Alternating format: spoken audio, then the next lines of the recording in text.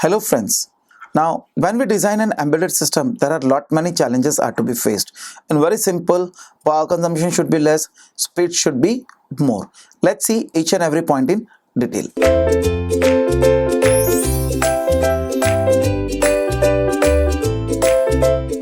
Now let's see what are the challenges which are faced in embedded system design.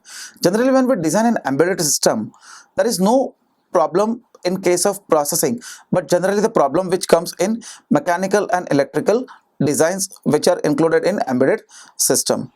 Now, what are the different challenges? First is hardware, second deadline, third reliability, fourth power consumption, fifth upgradability.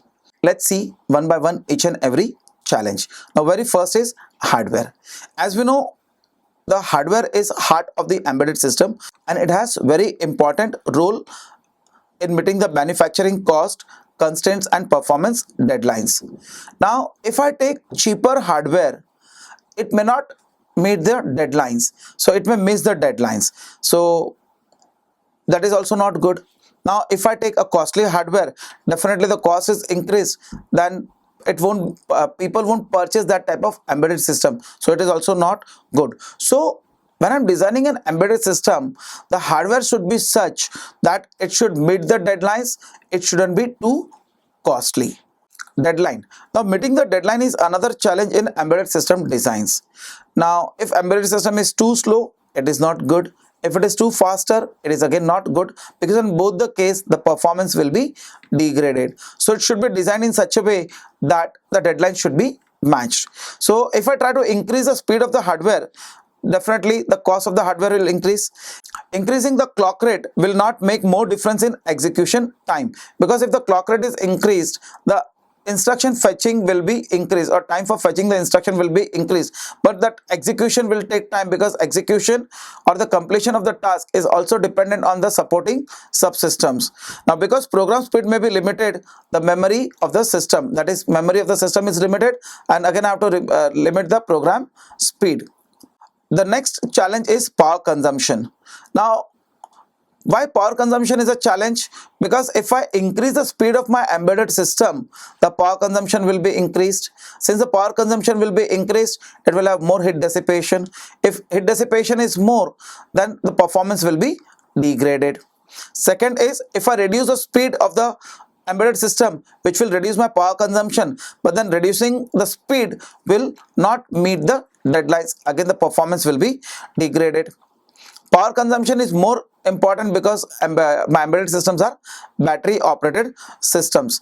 Hence, while designing my embedded system, I should take care that systems which are not functioning at any moment of time, or which are not functioning for more time, I can put them in the idle state and only the working parts can be used. So power consumption can be reduced. In other words, when my embedded system, which is made up of multiple subsystems, and if subsystems are not functioning, what I can do, I can put them in the idle state or in the off state, so that power consumption can be reduced. Now take an example of our computer.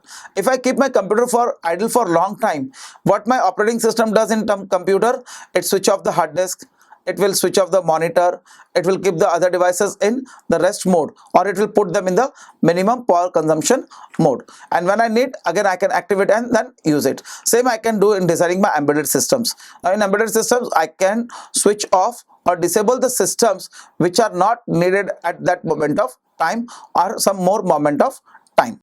The next challenge is upgradability. Now upgradability says that my hardware should be used, what the basic hardware which I'm designing should work with multiple versions of software, or by changing some hardware software I should change its functionality, or I can increase or decrease its functionality.